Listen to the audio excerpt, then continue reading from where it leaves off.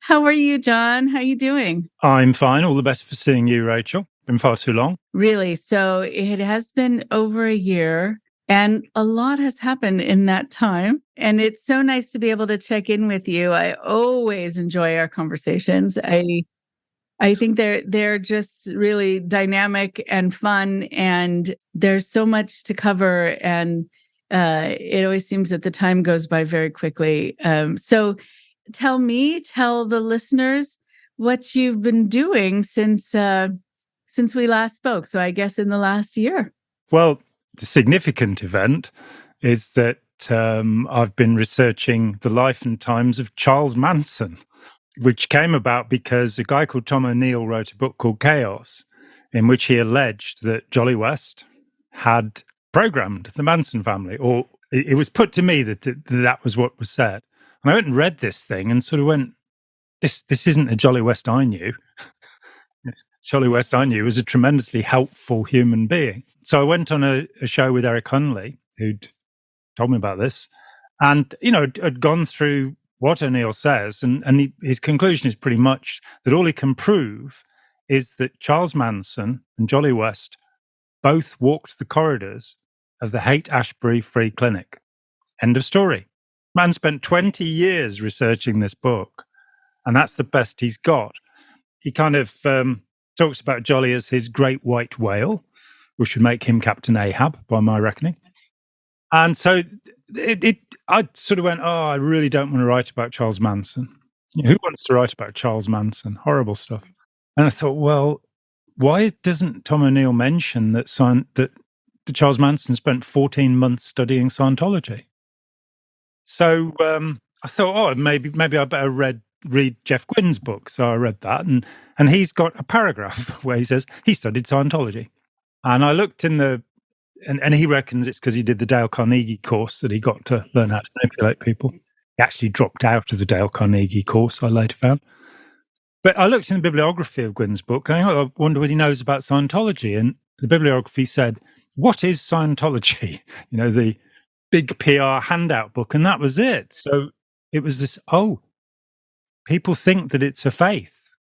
People, and they come and go. They don't realize it's the most elaborate system of mind control, thought reform ever devised. And that Manson spent 14 months while in prison studying this with a professionally qualified Scientologist who, when he found he couldn't afford to go up the bridge further, decided he'd get some money quickly. And his get-rich-quick scheme was to rob 2 banks. And he got caught. And he ended up in a cell with Charles Manson, which can't have been that much fun. So I've read 14 books now and looked through lots of stuff, and I've got a publishing contract in the offing, and I'm talking with a couple of documentary companies. And it is just that thing of getting it over that it does actually influence people what they believe. So that's taken up far too much of my time. I'm now retired, so I'm not doing any of this anymore. How about you? What have you been up to since last we met? I have been continuing to work with clients. I do have some general clients, but most are former cult members, their families and friends wanting to reach out, wanting to help while their loved ones are kind of still embroiled in something, or after they've come out and they realize they're needing some help from their family and friends. I'm continuing to run a support group for former cult members and also people who have been in relationships with narcissists, wherever they really felt like they lost themselves, a sense of self. And that's great. That meets every other week. There are a number of groups that are now being offered, some by licensed professionals, some not. Some people are having an okay experience, some not in these groups, which has been interesting to see. I would love to have an opportunity to teach people who are wanting to run groups about how to do it, but also how to do it for this community, because I've learned a lot from working with people who are saying, that's actually triggering for me. And let me tell you why. So I've tailor-made it to the population, but also through their feedback, which I always appreciate. That's been very interesting. But yeah, I'd love to have a chance to teach about that. being in contact as much as possible with my now adult kids and tending to my elderly dog and then, things like that. And my garden, which I know you appreciate. You appreciate everything. So it's been also really interesting to see how the media has been open to and wanting to really get the word out about particular groups. Very happy that some information is out there. Of course, some shows are handled, I think, better than others, more professionally than others, less sensationalistically than others. But still, I'm very glad that it's out there. And I've started to put together kind of the outline of a book at long last. I just haven't had the time, but now being basically an empty nester of having a little more time. And so I'm putting that together, and it will be kind of each chapter will be a different case and how it was different from another and how I did the work to help them, if I was able to help them. Because I think that that's not something that's out there as much about what to do next, how you intervene, how you support, how you help heal. Really pleased to hear that you're writing a book, because you are one of the very few people who does have a proper professional training as a counsellor and does understand cultic involvement, because you've had quite a lot of time dealing with former cult members. And I think it is important. There is so much out there. I mean, I won't name any names, but I saw a book a few years ago that was written by somebody who'd been in a cult group, grew up in a group, was born in, and had then trained as a counsellor and specialised in trauma recovery, and then wrote a book. And the problem along the way was that this person had not ever actually dealt with former cult members. It was bringing together their own experience with their training. And when I saw the book, I was actually asked to develop a course based upon this book. And the person was asked, how many people had they counselled who'd been in a cultic situation? And the answer was none. And it is very different that somebody will come to a counsellor and say, I need help. And they'll very often get the kind of cookie cutter approach that this person has this system that they apply. And you said something along the way, which I think is vitally important, that some members of some groups will be triggered by certain things that they may encounter in therapy. So I was involved in Scientology, and Ron Hubbard scooped up everything he could find, largely forms of hypnosis. But he also had a little bit of Joseph Breuer's original method is what became Dianetics. It failed for Breuer and Freud, it's worth pointing out. And the only client we know of is Anna Fonot, who ended up in a lunatic asylum where she was signed in by Breuer. But so not the best ideas. But it meant that having been through Scientology, you've been through all sorts of visualization stuff, all sorts of imaginary stuff. You've done clay demos with what we call plasticine in this country. And it touches on methods that are used, for example, in Gestalt therapy. Fritz Perls indeed acknowledged Ron Hubbard as somebody he respected. So you can find yourself in a situation with a counsellor who doesn't understand your cult. And for me, there are two things that are important. The first is that when somebody emerges from a group, they have what I call a cultic shell. Some people will call it the cult identity. We could call it that. But their beliefs will determine their behavior, and their beliefs have come from the group. And if you don't understand that, then you may find yourself actually dealing with a kind of pseudo-identity in the person. So you have to penetrate that first. And that is getting the person to be willing to look at their beliefs and getting into you can't be judgmental about this, and it's so easy to be, when you look at the lunatic ideas of some of these groups. But if somebody comes away and they go, well, I believe in that, then that's their right. But what you want is for them to be saying, but I no longer believe in that, finding something. Example I've often given was a woman who came to me, and first time we met, she said, was it true what Hubbard had, and she'd grown up in Scientology. She was now nearly 40. She'd left more than 15 years before, but because she'd grown up in it, she didn't have an alternative view of the world to return to. And so she said, is it true, as Hubbard says, that reality is an agreement? And I went, well, yeah, if you're the hypnotist, that is in fact true. But for the rest of us, no. You perceive the universe as you perceive it. You live in your interpretation of it. But the universe is the universe, I figure, by now. The next week, when I spoke with her, she said, I've used scented laundry conditioner.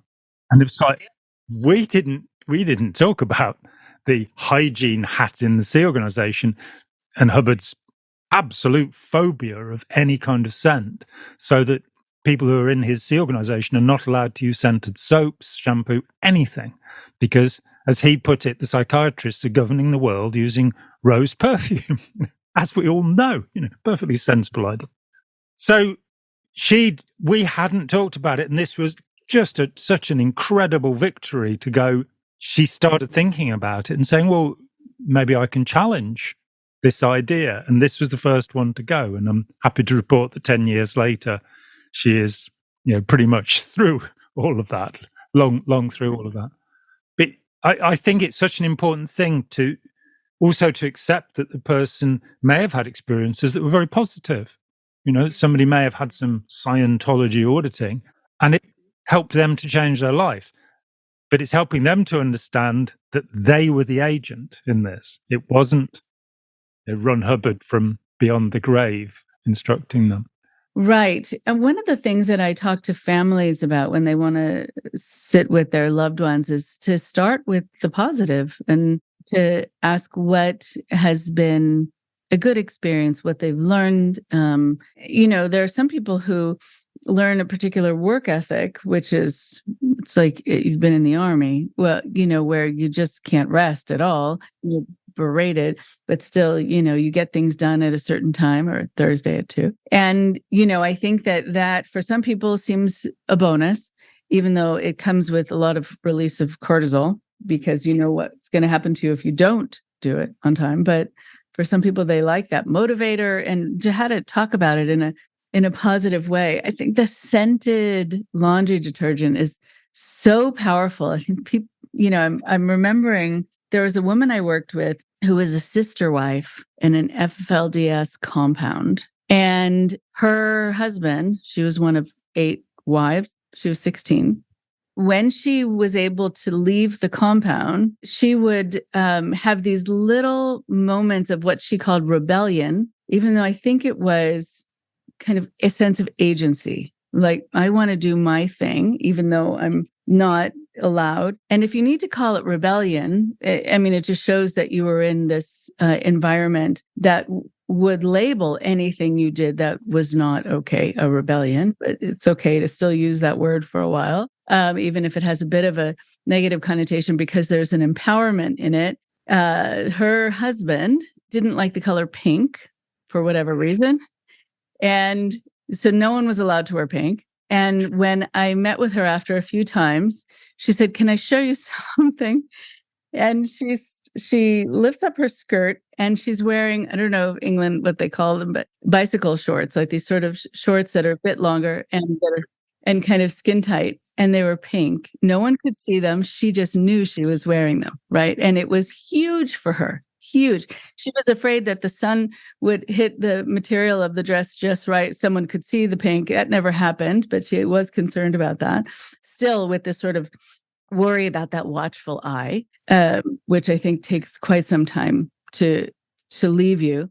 But I loved it. And when I did this webinar that now is available on my website for former cult members and for families and friends, during one of the sessions, I wore a pink shirt in honor of her, but in honor of the people who make their statements, even if it's just for them.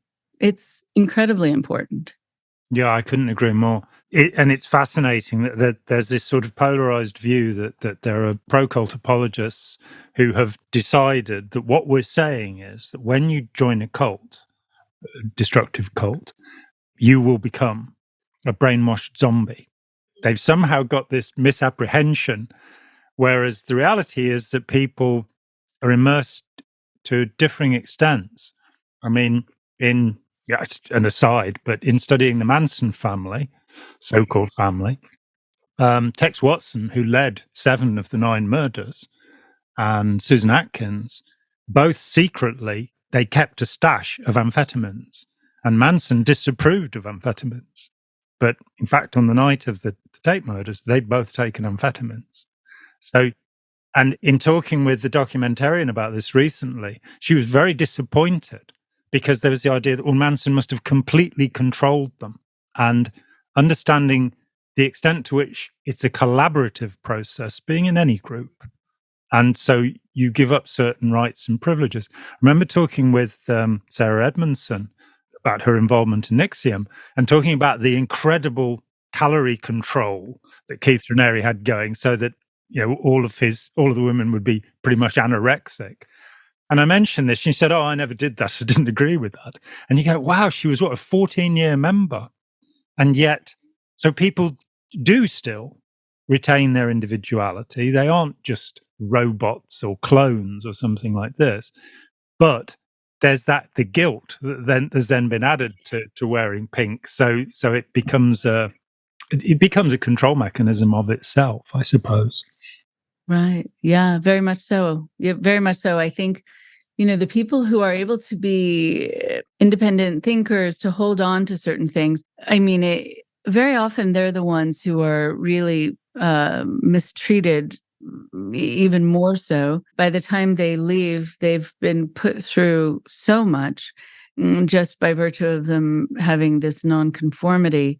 But it is the nonconformity that I think was the catalyst for them to be able to leave.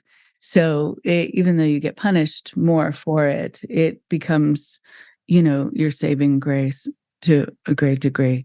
That's very interesting that she didn't follow that. Because I heard women would have to send photos in of their 6 raspberries or whatever they had for dinner, as proof.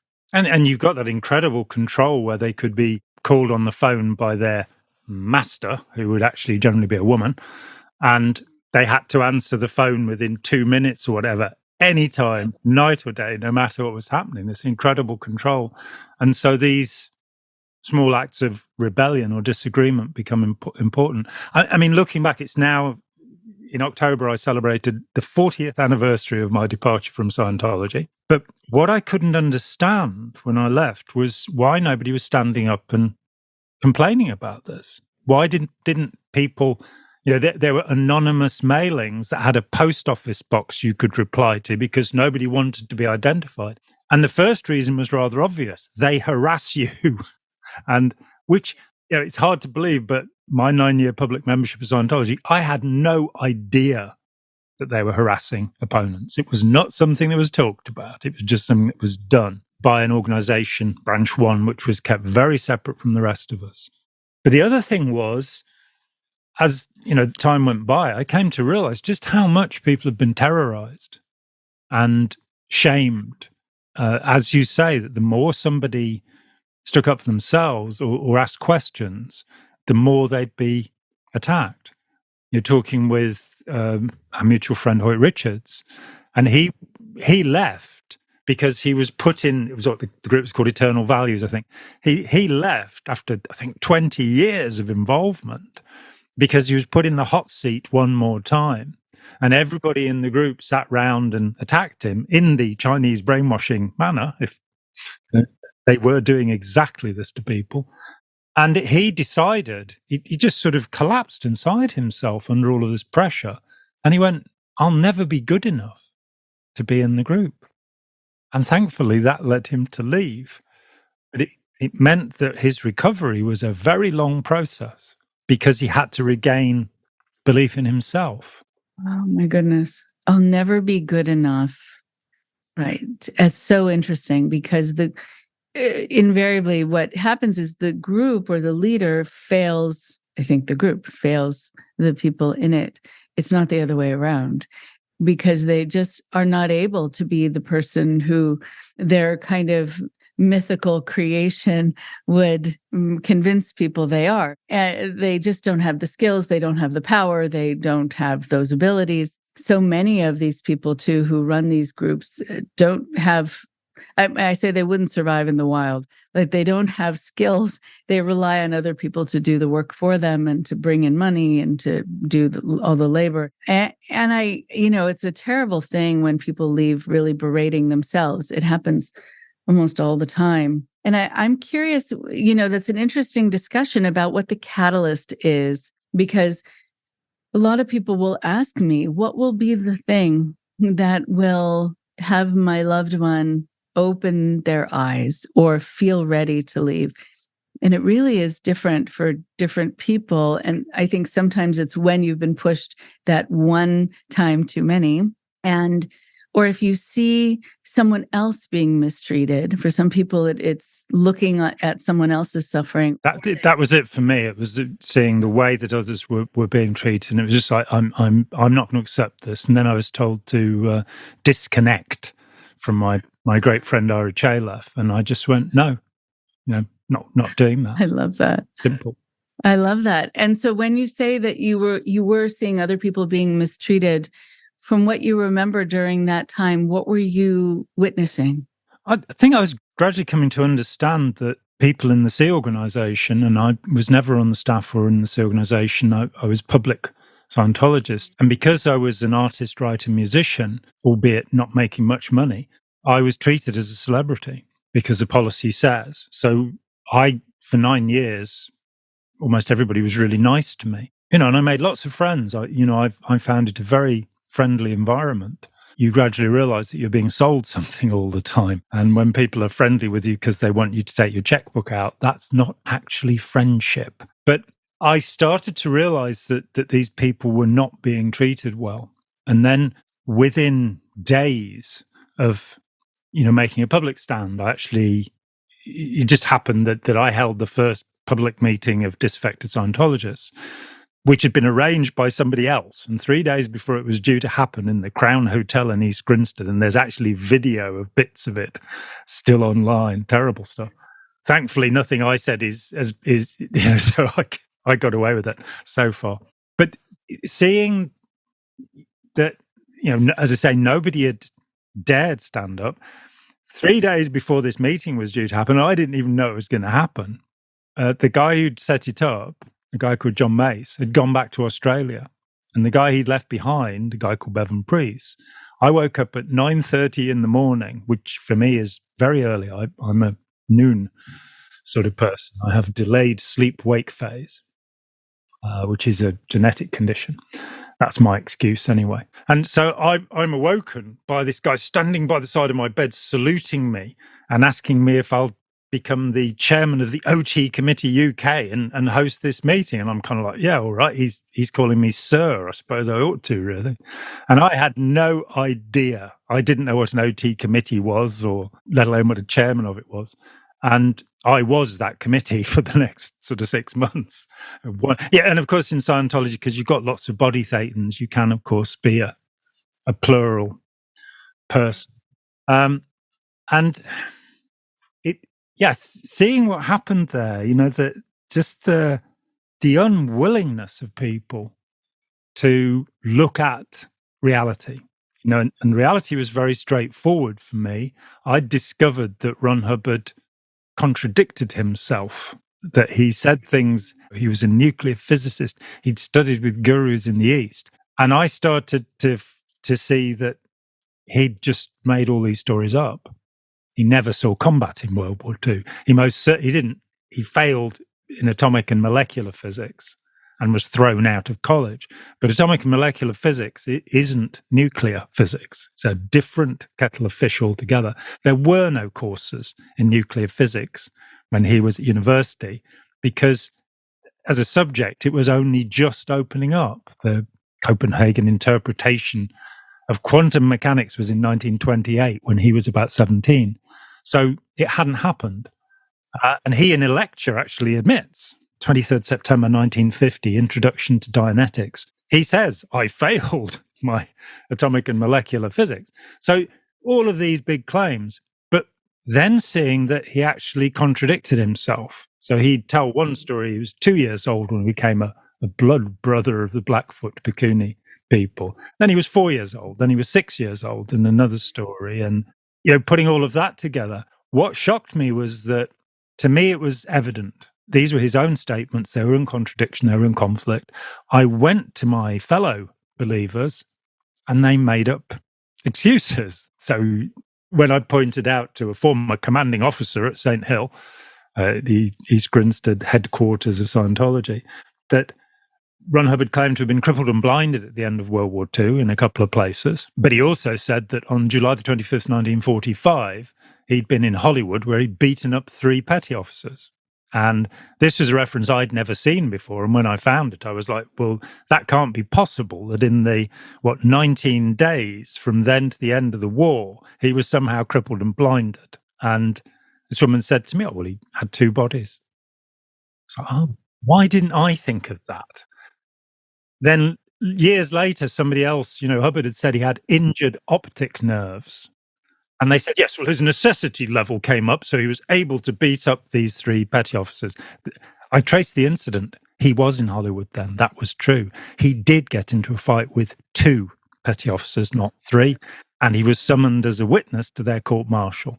I went no further than discovering that. I don't think he beat them up, if anybody's worried about that. And I think that's a very important thing, that in talking to families and friends, and, the first thing that we will generally say is, don't antagonize them.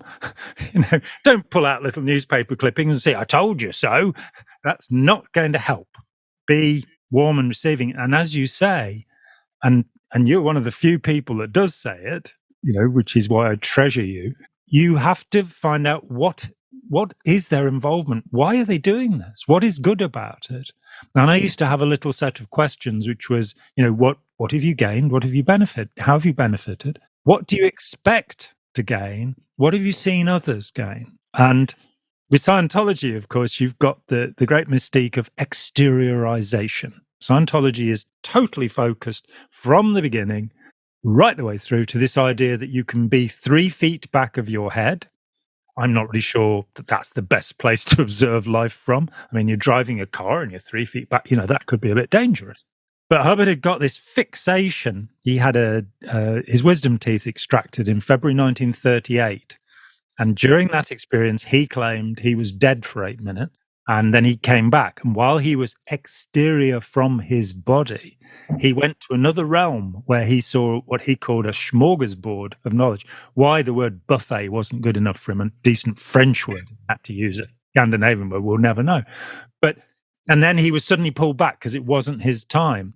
And he spent the rest of his life, almost 50 years, trying to repeat that experience and repeatedly claiming that he could consistently do this. A couple of weeks ago, I talked to a guy who'd escaped from a Hindu-based group, rather nasty group.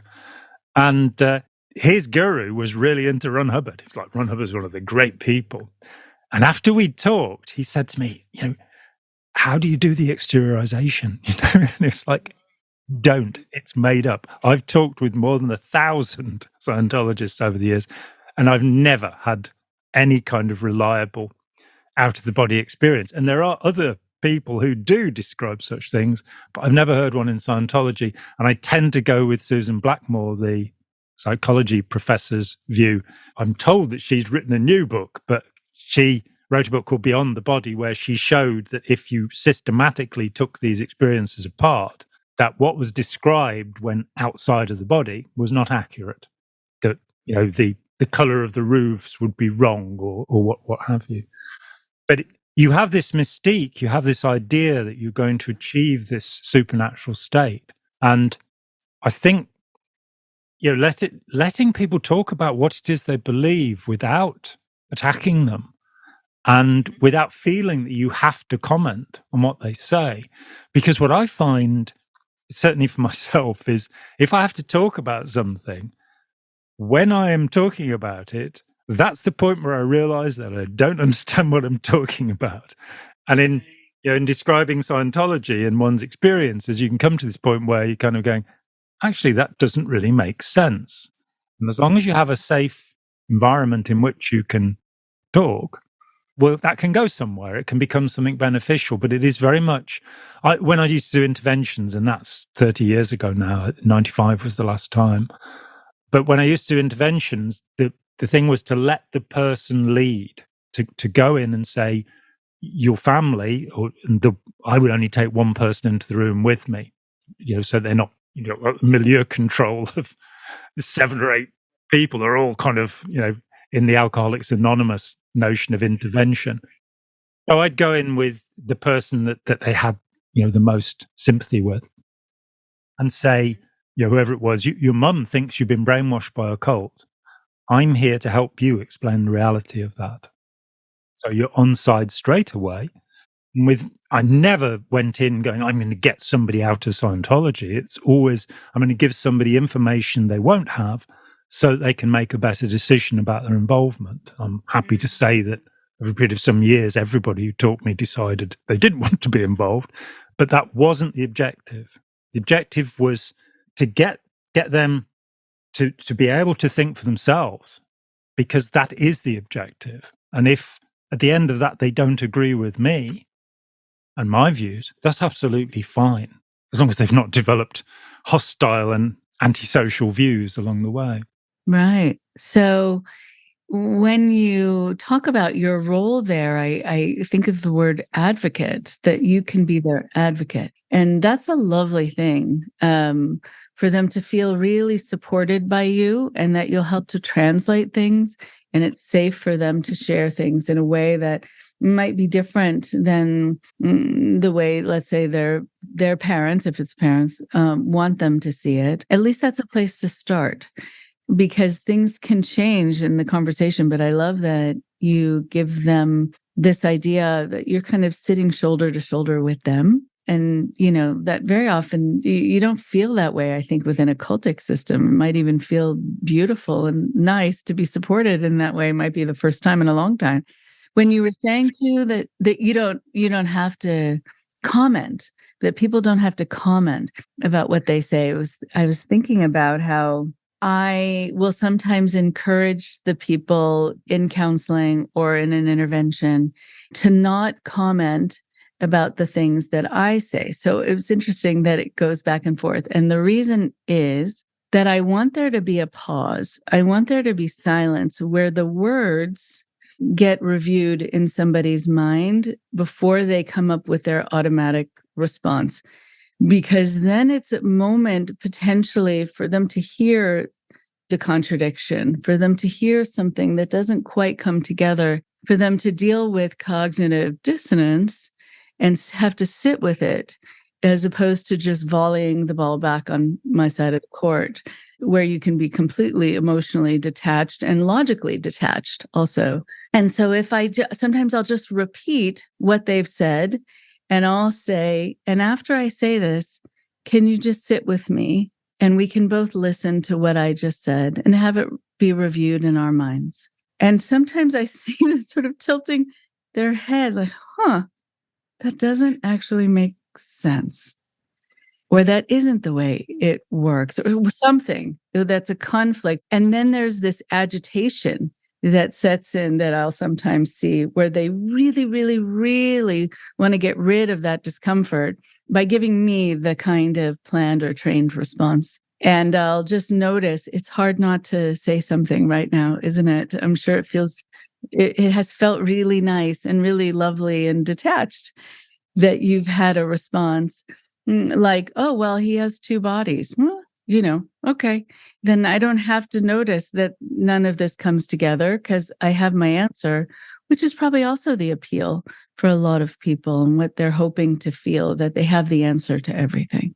Yeah, they're superior, or they're on the road to becoming superior, and they're further along the road, or higher up the ladder or the bridge or whatever than we are. I think thinking time, digestion time is so important, that people get the idea of, battering somebody down with information. And it's a commonplace in authoritarian groups that there's information overload. You're just given more than you can take in. And of course, when you come away from it, often half of what you've been told is gibberish anyway. But it's above your level, so you're not quite enlightened enough yet to understand it, But so with Scientology, that sometimes shortly after I stopped believing, and I was still at the middle of this whole thing, that the independent Scientologists were looking to me to protect them from the harassment and the litigation that was going on. And I somehow adopted that role free of charge. I will be sending a bill at some point, I'm sure. It's 40 years now. But I remember sitting down with a young woman. I was a young man myself at the time. It's hard to imagine that now. But I remember sitting down with her, and she was really sort of enthusiastic about Scientology. She'd left the mother cult, but was a practicing independent. And I said, so much of what he's said in Scientology doesn't really make sense. And she said, well, give me an example of that. She was absolutely confident. I said, well, look to the Scientology axioms. Axiom 4, space is a viewpoint of dimension. And she said, oh, that's easy. I'll explain it to you. And just letting her explain it to me, 2 hours later, she said, it's nonsense. It's tautology. It doesn't say anything. And it's like, yep, that's my point. But allowing the other to explore the thought and allowing the other to process at their own speed rather than forcing them, which is very much, part of what you're saying. And allowing it to go a bit at a time. If you say to somebody, so what do you expect to achieve from Scientology or whatever group? And then you let them answer, but you've set the question going, what have you seen others achieve? And when it comes to, the superpowers in Scientology, that, you're a fallen god and you've been given back your godlike powers, it's worth kind of getting somebody to think, what have they actually seen? And what they'll usually say is, well, I saw somebody who changed the traffic lights or moved a cloud. And so, I used to do this thing when I was giving a talk, put a little bit of tinfoil on the table in front of me and say, if there are any Scientology OTs exterior watching me here, and they probably are, because I am a significant target, then if they could just move this little bit of tinfoil an inch on the table, then I will believe. And it didn't happen, curiously. I'm sure Uri Geller could have found some way of magnetizing it and moving it. But so, yeah, taking people into their beliefs. And I think also in approaching somebody that it's like the attachment forms. And I'm not sure that attachment theory works entirely with adults. I think it's very useful with kids. But I think it is true that if you are hostile to somebody, you might have difficulty persuading them. If you're indifferent about what they feel, if you're patronizing, supercilious with them, these are not approaches. And what I've come to is that there are people, and you are naturally one of them, who like other people. And if you set up as a counselor and you don't like people, you simply want to force them into being something because you're trying to get over whatever your problems are, disaster will be the consequence, and you'll end up running your own psychotherapy cult or what have you. And it does seem so important. And I think often, because in cult membership, you pretty soon find out that the friendship is based upon compliance with the rules. And so if somebody comes to you who is genuinely interested in you and wants to know who you are and how you tick, that of itself can be quite a new experience to somebody who's been forced through, the Mormon way or the Jehovah's Witnesses or any of these thousands of different belief systems. Right. Oh, it's interesting. Yeah, I do like people. And I mean, that's one of the reasons that I like doing the podcast. I've met so many incredible people, and incredible in sometimes in big ways, small ways, but what I mean by that is that for some people, they've overcome quite a bit, and their stories are really very powerful, moving. And the fact that they entrust me, and I guess the audience too, with that story is really, I'm honored about that. And then there are these people who will tell stories thinking that what they're saying isn't so monumental, because I think they still have this kind of cult ideal that they have to be superhuman, super everything. And just in the moment of them saying that I don't know, their cat was giving birth and they were helping, like the little life moments. It doesn't have to be that, they shifted the planet in some way, but that there are these moments that really matter to them, and then they matter to me because it matters to them. It's really Interesting. And to go back to what we were talking about helping someone see something, I think probably the way you come across and people are comfortable sharing with you is that it's not a gotcha moment. And it doesn't have that kind of hostile competitive part to it, like, I got you. It's like, I want people to get themselves again, like, not I got you. I don't need to get you. Fine.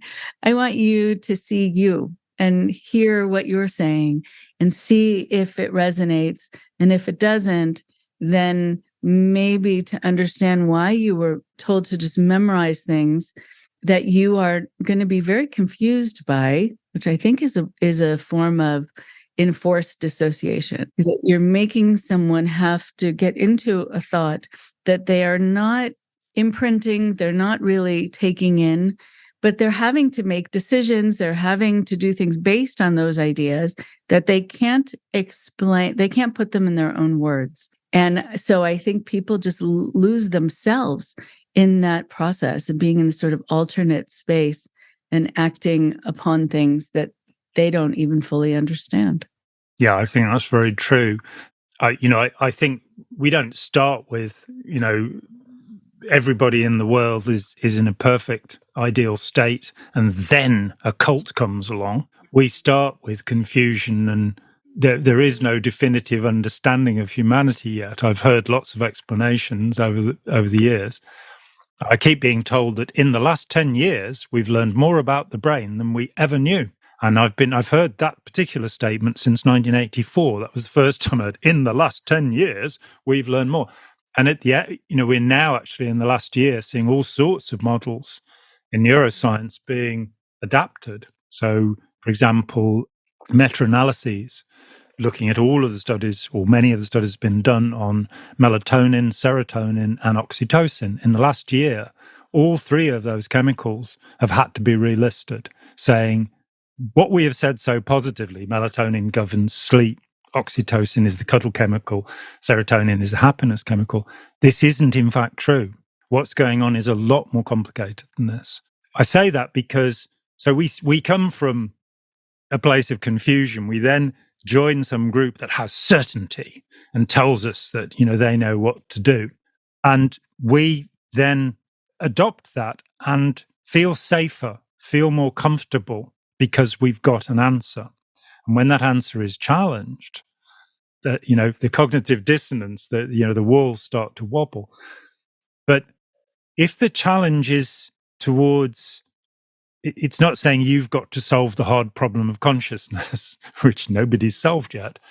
If you're saying to the person, we live in a society where there is obedience, entrained obedience, there is groupthink, there's, I think in the way that people around me think, and then there are methods of amplification which might be called mind control or thought reform or brainwashing, what have you. And when you put this package together, you have all of these things going on, it's very difficult to be an individual. And I was asked years ago as a documentary maker, a documentary called The Nature of Existence, this great guy, Roger Nygard, who also made Trekkies and Trekkies 2. Lovely guy, clever guy. And he went around the world and he interviewed 200 people, physicists, neuroscientists, rabbis, Taoist priests, gurus, all sorts of people. And he asked everybody the same questions. And he roped me in for some reason. And we came to the question, and you didn't see the questions first. And it was 2 hours worth of these things. And he said, do we have free will? And I went, I don't think we do, but I think we can. I think we can get it. And I'd not thought it through at all. He just asked me the question. And from then on, it was, that was about 15 years ago. So I'm sticking with that we come into the world under the control of others, incapable of looking after ourselves. And what should happen by the time we reach adulthood, which the Romans thought was somewhere around the age of 32, and I think they were being optimistic. But by the time we reach adulthood, we should be responsible for ourselves and we should be able to make decisions. And we aren't. Our society, our educational system doesn't focus on doing that. I think you told me something a few years ago that you were teaching an adult class, And you ask people to write down a time when they'd been encouraged at school and a time when they'd been discouraged. And a very large proportion of people said they couldn't remember in their, 13-year school experience ever being encouraged. And I think that speaks to the failure of the system, that because we do grow by encouragement. So I think moving towards the goal for me is that cults represent authoritarianism. They represent the idea that there are leaders who we should simply obey and do as we're told, because we are inadequate, because we're incapable of making choices. And that's what any authoritarian cult, and all cults, destructive cults, are authoritarian, is pushing towards, the idea where you're just a cog in a machine and you're meant to fit your place. Whereas what we want to do, if we're intervening for somebody or helping them recover, is to bring them to their own individuality, their own creativity, and their own right to dig their heels in and say, no, I'm not going to do that, Right. I think about language also, and how when we are raised, we are given the words for things. We're often told how to feel, how we are feeling. Whether we can wear pink. And right, exactly. And how to see things. And we're taught how to perceive them. I think about when my kids all started talking at their various ages, I wrote down some of the first things that they said, where they were making sense of things. And I remember my oldest, who's now 25, he's learning how to talk. And I said goodnight and I turned the light off. And just as I'm leaving, I hear him ask, "Who turned the dark on?" Oh. And I thought, that's brilliant. And I hope that never changes. I'm sure it will, and I just went back in and I said, you're not going to understand this now, but probably if you say that at school, they're going to correct you. But we can keep saying that here if that's the way you see it. And it was fascinating to me because at first I thought, oh, that's wrong. I need to correct him. But what? No. The world is going to do that, in spades, and then some. How do I hold on to this? How do they hold on to this? And I actually think that's where a lot of writers and artists and musicians, that's where they find their place of seeing things in their own way and expressing it in their own way through that kind of lens or other language. It's a really lovely way of, I think, having that kind of, independence. But it does get, it gets depressed and squashed out of you and corrected, and you get shamed and socially shamed, and there's a lot of corralling a person, to become something, but especially within a cultic system.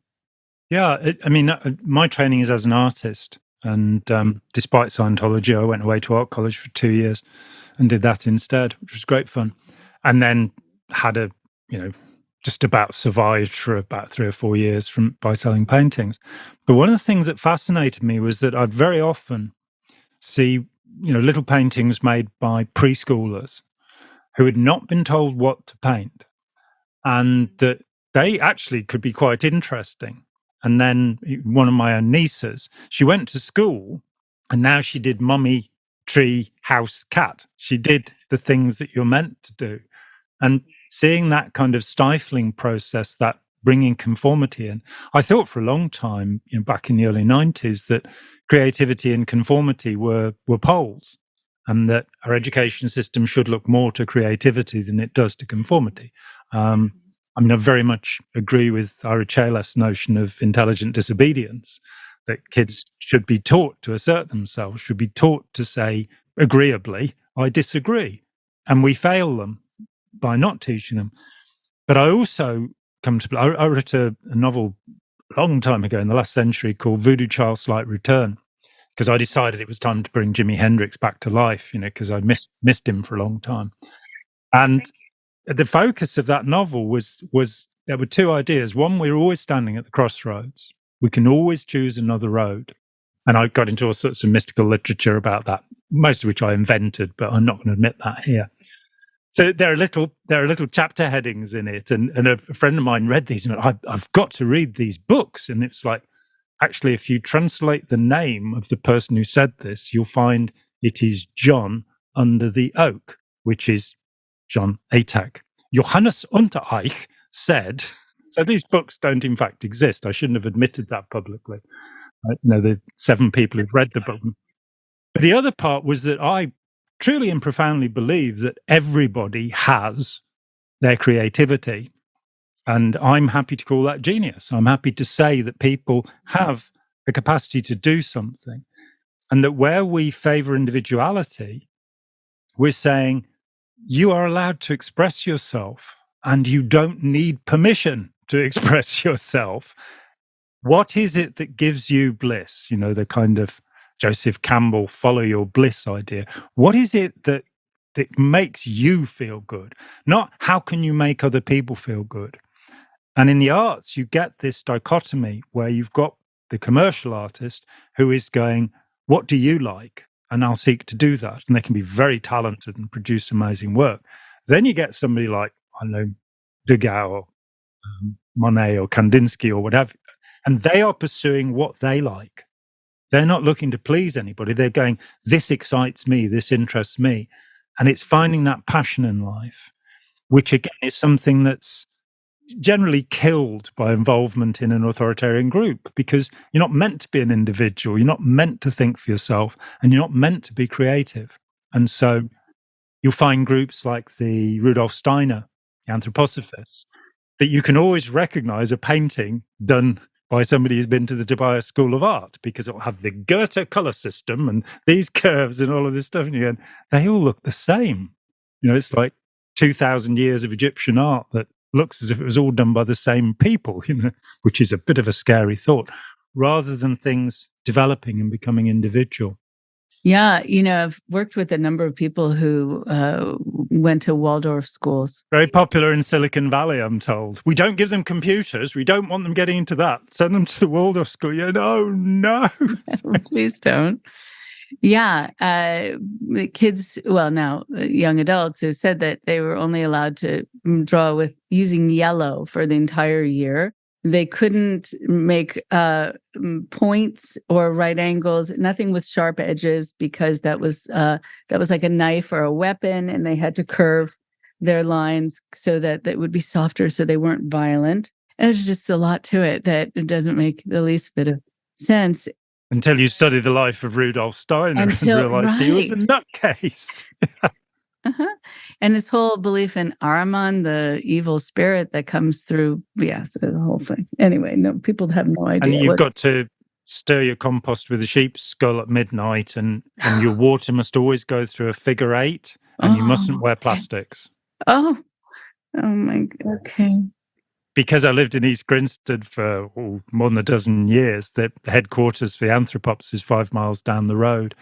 And they were generally such nice, but rather submissive people. Awful to, as you say, you use the word corralled, and I think it's a very, very good word for what happens, where you create a society where people are meant to conform and they're meant to believe these silly ideas. I had a PR who told me that I shouldn't use the color red on a book cover. And I said, why is that? And she said, it's because it's aggressive. I said, and what's your research for this? Do you think fire engines are aggressive? Do you run away when you see one? In this country, phone boxes used to be red. And it's just this, actually, it's the color in our primate relatives that indicates sexual readiness, which is quite the opposite from aggression. We won't get into that here. But we like to keep it PG. But yeah, I mean, I think thinking of a bed of roses, it can't be aggressive.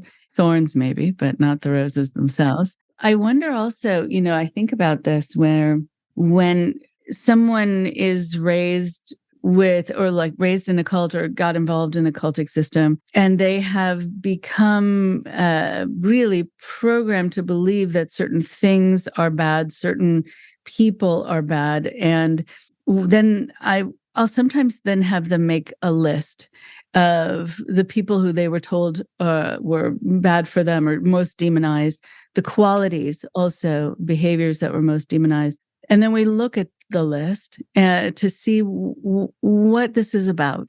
And typically, if it's things like conformity, it's because these are the things that threaten the leader the most and threaten the group the most, which means they have power to them, which means that the leadership knows how powerful, let's say, your connection to your parents is, or the love is, doesn't mean that they're bad for you. I mean, yes, it can happen that some people leave their homes because, yes, the parents were not healthy people and the relationships were not healthy. But typically, cult leaders will know how that connection is so strong and that it threatens them. So they need for you to look at it in this horrible way, like they're the threat for you being able to realize something and become something.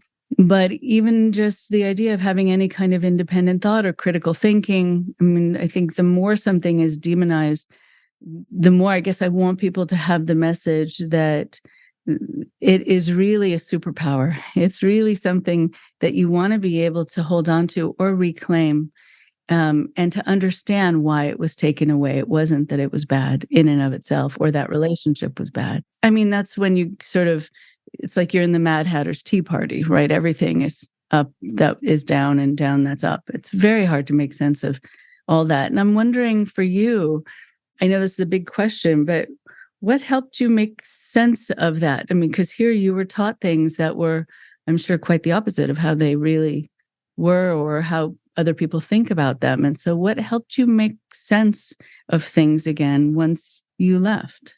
Along the way, while I was trying to find a publisher, one of the titles for my book about Scientology, which is now called Let's Sell These People a Piece of Blue Sky, which is a quotation from L. Ron Hubbard. When he opened the doors to his first foundation, that's what he said to the chap next to him. But one of the titles, Russell Miller's Barefaced Messiah in the bibliography, lists a book called Hubbard Through the Looking Glass. And because Hubbard was quite keen on particularly Alice in Wonderland, but Scientologists do use Through the Looking Glass. They're not meant to. It's not what it says in the bulletin, but we all did. And I was fascinated by Lewis Carroll's work. As a teenager, I'd in fact reread the two novels just before I got into Scientology. And this strange other world where things are the opposite of what they seem. My own path was perhaps a little eccentric. I'd studied what's called the Data Series Evaluators course. Very few Scientologists do it. And I found when I got to the end of it and I needed to intern, I needed to do some evaluations, that the course was stopped. That when the Guardian's office, which housed the harassment machine, was advised that I needed some of their evaluations, the organization was told that they must stop me doing the course. They really didn't like people doing it. Now, I'd been given this course because I'd brought some people into Scientology and I'd done better than anybody else in that quarter. And so I was told you can have a free course. So I just looked down the price list and chose the most expensive course. I shouldn't say that, should I really? What a superficial person John Atack is, Oh, yes. That's what everyone says about you. Not at They all. do. It's terrible. Yes. In front of my back. And so I did this incredible course, which is meant to be the definitive course about logic and how you can solve any problem, resolve the problems of any organization by applying this stuff. And when I was leaving, having been groomed in this stuff, I kind of went, "Ooh, what I'm going to do is I'm going to take this material, which is so it tells you things like, if you should have the time, place, form, and event of everything. It doesn't tell you need the identities of the people involved, which I think might have been Hubbard being a bit worried about being found out. Truth is the exact time, place, form, and event. Axiom 38, I think it is in Scientology. I'm sure somebody in the comments will tell me I'm wrong. And you're welcome to, frankly. That's good. I like that. Please give me as much cognitive dissonance as you can. It makes me healthier. But so I looked at Scientology and went, well, one of these things is the importance of everything must be stated. And I looked at Scientology and I went, what are the important bits? There are hundreds of thousands, possibly millions of words. There are said to be more than 3,000 recorded lectures and all of this verbiage. What are the actual important bits? And that was a turning point for me to realize that you weren't meant to understand. It wasn't, it wasn't like, so in fact, when I wrote Blue Sky, I think it's still the only place where you can read the cosmology of Scientology, because it doesn't exist in Scientology itself. So I grabbed pieces from all over the place, some of them quite arcane, things that you wouldn't normally notice. So, for example, there's a peculiar book called The Creation of Human Ability. And in it, there is this set of procedures that you're meant to go through, which is called Route 2. And the 47th process of Route 2 is separateness. And it's the only place I've seen Hubbard say that he's proved that we are individuals, that there is no great lump. It's not like Paramatman and Jivatman in the Hindu cosmology, where the individual soul longs for reunion with the Godhead, which is basic in Christianity as well and in other forms of mysticism. He's saying, no, you are always and forever separate from everyone else. And that's the only place it's said, as far as I can tell. And yeah, that's quite important. I think that's quite important. So finding that Scientology itself was full of outpoints, in Hubbard's terms, it didn't fit together, that led me to a decision. I then looked at the data series itself in its own terms. And I'll just give one example. The 48th policy letter of the data series is called Out of Sequence. And it says, the data series policies must be read in sequence. And I looked at it and went, but you can't know that until you get to number 48. Now, for me, that should be the first thing you read, not the 48th thing you read. And it was just because they were numbered as they were written. And it was, nobody's come back, and this course, which is meant to be the bee's knees, the very cutting edge of logic, nobody's bothered to make it rational, so nobody's made it logical. And that brought me to a decision, which was the most important decision, which was I reject everything in Scientology. Rather than trying to assess little bits of it through the way I've been led to think, I reject it all. And this was in 1984. I will look at things and see if any of them, if they're relevant to me, I'll take them back. And peculiar to say, 40 years later, I haven't taken any of it back. I haven't found anything in Scientology that is not better expressed elsewhere. And in fact, of course, I wrote a paper called Possible Origins for Dianetics in Scientology, one of my snappier titles, I think.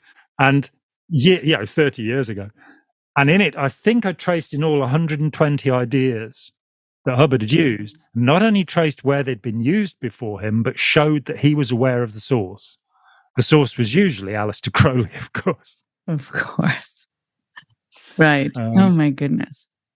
Wow. So, okay. So what is so interesting about this, among other things, is that, for example, when I work with people who have been really, let's say, mistreated by someone, and then they decide to leave them, the person who's been manipulating them, and was hoping to get away with it, will say, who have you been talking to? Like somehow they've been influenced by some outside source.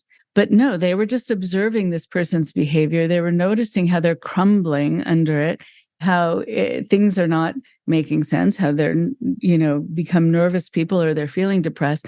And they didn't need to talk to anyone else to influence them. And here, in order for you to reject Scientology, you did it by reading their actual literature. There wasn't an outside person feeding information in your ear. You just saw from the inside what L. Ron Hubbard had written, and that was enough. That is really fascinating. And I think it's very, very important that once somebody's left a group, that when they feel safe and comfortable to do it, which may take a while, they sit down and look at least some of the materials of the group and say, do I agree with that? So in Scientology, you've got these books that are meant to be simple, Fundamentals of Thought and Problems of Work. Probably best to get the pre-David Miscavige editions of them. He changed them all in 2007. Not majorly, but So, for example, the book History of Man, which says this is a cold-blooded and factual account of your last 60 trillion years, later on says 73 trillion years, later on says 76 trillion years. I mean, it was written over a 2-week period, so his memory wasn't that brilliant. Miscavige has corrected it, so it says 76 trillion throughout. But if you get hold of really just about any Scientology book or Dianetics, the mental science of modern health, and have a look at it, what will tend to happen is you'll go, I don't know what he means by that. That will happen frequently. I don't really understand that. That doesn't make sense. Or that's nonsense. You know, if you increase communication, you always increase affinity. But yelling at somebody or shooting them, Hubbard in fact says bullets too are a form of communication, that doesn't actually generally raise their affinity. So this cornerstone principle of Scientology, affinity, reality, communication, equal understanding, is abject nonsense. And by doing that, you can keep challenging. I remember I talked with Cyril Vosper, who wrote a wonderful book called The Mindbenders in 1968. He'd been in Scientology for 14 years. He'd been out of it when I met him for 14 years. And he said to me, you know, I still find myself crossing the street and going, I wonder if I committed an overt. And I'm really glad that he told me that, because it made me a little more wary about my own thinking and the extent to which you can't just replace the language and keep hold of the concepts. So I don't talk about the overt motivator sequence anymore. I talk about karma vipaka, which sounds a lot better. It's like, well, have you studied the Hindu and Buddhist texts on karma vipaka? And most of them say, what do you mean vipaka? It's like, because that's usually they're talking about the reaction, not the action. Or they still accept reincarnation, past lives, which is Aleister Crowley's phrase, by the way. But they've never thought about the way the Buddhists and Hindus regard reincarnation as a terrible thing, the fear of the eternal return. They're kind of, oh, I'll have my next lifetime and I'll be able to do something. And the whole slant of Buddhism particularly is to come off the wheel of suffering and stop being reincarnated. So they've still accepted the ideas in the kind of superficial and fluffy way that they were presented by Ron Hubbard. They haven't got into the depth of it. And coming to be in charge of your own beliefs, deciding what you believe and why, which for me is, I am such a happy person compared to who I was through the rest of my life. The last few years of my life have been great. I am a very content person. Who knows, this may be the last time. And what I've come to, having actually been a Buddhist before Scientology, during Scientology, and after Scientology, having been a great fan of Lao Tzu and Chuang Tzu, I've even translated Lao Tzu's Tao Te Ching, that about 15 years ago, so in my early 50s, I started to go, I don't really care about this stuff. I don't, Chuang Tzu says, I don't know where I was before I was born. I don't know where I'll be after I die. And I'm sort of, that's about where I am, really. And to be an agnostic, to be some, as opposed to having to bash people over the head about God existing or not existing, it's such a comfortable place. And to come to a view of humanity that, I'm one of the few people I know who actually believes that we have all the tools in the toolkit to resolve the problems we have. But we have to deal with certain aspects, which I wrote about in my book, Opening Our Minds. Particularly, we have to recognize human predators, whatever we call them, malignant narcissists, psychopaths, sociopaths, antisocial personalities. I don't care about that. What I care about is, are they predatory? Are they feeding upon us? Are we prey to these people? And why do we make them our leaders? Why do we vote for these self-involved, greedy people, And how do you cure that condition in humanity? How do you get people? And that's by getting people to go, dig my heels in and make my own decisions, so that the probably 60% of people who don't feel able to do that, we could just slip that over the mark so that 51% of people could make their decisions. We might have some kind of viable democracy. You never know. It's happened a little bit in some places. I'm not tremendously happy at the system we've arrived at. As Churchill said, it's a terrible system, but it's better than the others. But I think it could be improved upon significantly if people were intelligently disobedient. If, as Ira Chalef has also said if they were courageous followers, if they were willing to challenge the decisions of their leaders rather than falling into groupthink and veneration of the leader, this strange idea that our leaders somehow represent God on earth and we ought to do as we're told by them, Oh my goodness. So if there were a way to have people see certain personalities in a different way, not necessarily look up to them, not feel that they're in good hands if they're being led by them. I think about the people who remember certain teachers very fondly, the teachers who were more strict, who may have given them a hard time, and the parents also, who sometimes were more strict, not necessarily cruel, but strict, and that somehow that showed that they cared about their role and they cared about you. And I think we translate certain things as being caring, as showing love, as showing leadership. I have, of course, an issue with a lot of the political decisions that are made in the United States and who gets elected. But there's been an interesting thing, whether you are a fan of Trump or not, there are a lot of people when they were polled, who were Trump supporters who said they felt that they were in good hands, that he was strong, that he was fearless, and that he was going to fight the fight, and that somehow then they could coast because they knew someone was in charge. And so I think that, that also is something that's very appealing for people, that they can just sort of like climb in the car, put on their seatbelt and go for a ride. Someone else is driving. And then they don't have to think all that much or feel or worry, and, it feels more relieving that way. And then there are a lot of things that are not questioned that need to be questioned, like, where is this person taking you? Right. And if they really are a good driver or not, just because they're in the driver's seat doesn't mean they're a good driver. Doesn't mean you're safe, which is something that a lot of people just don't necessarily think about because they feel cared for. Yeah. There's an excellent book called Strong Men by Ruth Ben-Ghiat. And I had the privilege of being on a town hall with her and Bandy Lee, two remarkable women. And there, I was so shocked by this book. It's very rare that I have to put a book down because I can't take what's being said. But finding out how Mussolini or Gaddafi behaved in real life, that Mussolini would sexually assault 3 women a day. That Gaddafi actually had a dungeon where he kept some women for years. And when you start finding out how these people who give the illusion of strength, how devastated their own internal life is. I think what Eric Fromm said, and we have the concept of the malignant narcissist from him, when he said, Freud was wrong when he said that a narcissist is a person who only loves themselves.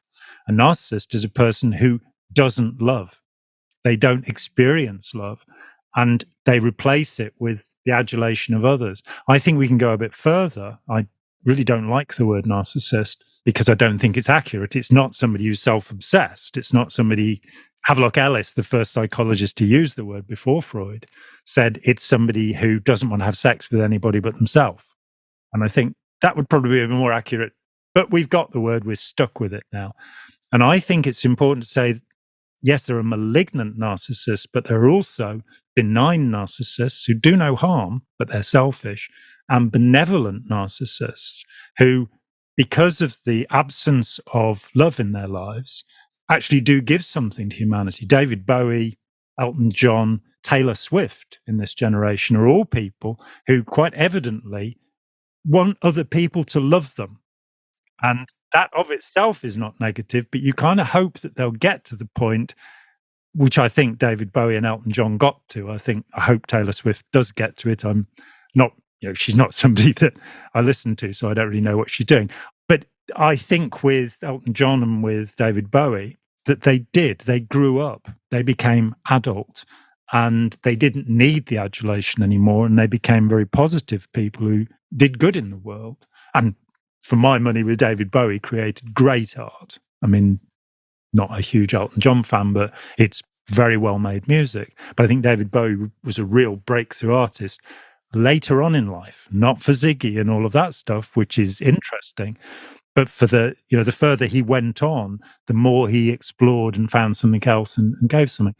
So I think it's being immature. It's not being grown up. And the same is true for malignant narcissists. And the problem is their certainty, I know where we're going. I know how to get us there. We believe it. We have to realize that the metaphor of the car, which is an excellent metaphor, isn't the metaphor we should be using. We are all in the driving seat. We are all deciding where the planet is going to go. And a lot of my optimism is from the newer view of evolution that's come about since the 1990s, where we had this awful selfish gene idea that Dawkins was putting forward, that somehow these little micro units were deciding they were selfish, even though they couldn't see, they were looking out for themselves. It's very odd. But since then, we've added, there's natural selection, there's sexual selection, the choice of partners through attractiveness that will determine how big a peacock's tail is and this kind of stuff. But we've also got epigenetics that we can change our DNA and do change our DNA, whether we want to or not, in every generation. Then we have the fourth dimension of evolution, which is cultural transmission, things like language, things like libraries, that we have the capacity to add to our store of knowledge. And the old 90s metaphor, which is you're either a chimp or a bonobo, it's like it's irrelevant what our archaeological past is and what our relationships are, because we have the power to change our minds. And so enabling people to have that power, which is, not taught in school, which is certainly stripped away in groups, I think could lead to a fairly good solution for humanity. Whether we're quick enough to do it's another matter. But right. Oh, that's very true. I think there's a quote I'm remembering when you were talking about everyone being in the driver's seat, and then I know we need to say goodbye, but hopefully it won't be another year before we speak again. It will be. There was a quote by Rabbi Hillel about ethics. If I am not for myself, who will be for me? If not now, when? And basically also, if not you, then me. I'm gonna try to take care of things. I'm gonna try to step up, and I'm not gonna wait for someone else to jump in, and I need to do it now. I think that there is something that the world, I think, in terms of the things that are affecting us globally, can be helped by people coming into that sense of power. But there are so many people who feel that things are beyond their control. But, if everyone thinks that and no one does anything, then it will be, right? So I think it becomes a self-fulfilling prophecy based on people sort of having given up before they began. Yes, I think that's absolutely right. And understanding that everyone is important, and what everyone does, what everyone says, and what everyone thinks is in fact important. And we take that away from people. We take agency and authority away from people. But the reality is, because we are part of a kind of ever-changing genetic tapestry, I have no concern about whether I have a self or an ego or a default mode setting, which is the current brain science expression, great good fun, or a spirit or a soul or any of that stuff. I don't know how any of that stuff works. It's way too complicated. But I do understand that anyone at any time can be that butterfly whose wing changes the direction of a hurricane. And that is dependent, I think, on us being pro-social, caring about other people, not sacrificing ourselves. I mean, one of the great things about Judaism, and an idea that's not talked about enough, is this idea of contributing something to humanity. It's fundamental to Judaism. You should be doing something good. You should be contributing to the world. It's meant to be fundamental to Christianity and to Islam as well. And it's where we are. And it gives life meaning. We invest meaning into our lives by caring, by seeking to look after our environment, by seeking to look after other people, and by not bullying people. That's definitely one of the things that I don't like in the world. No, so much bullying. It's reminding me of something a rabbi friend of mine said. He always thought it was interesting that in the show Fiddler on the Roof, in the song if I Were a Rich Man, I mean, here are all these very poor people living in very poor condition, but that one of the lines is, I wouldn't have to work hard. He didn't say I wouldn't have to work. And that was very interesting. Like, that would have been unheard of, right? I just don't have to work as hard, but I'm still working. Okay, so it was so nice and educational, insightful, fun to talk to you as always. Let's do it again soon. Yeah, let's do it again. Wonderful talking with you.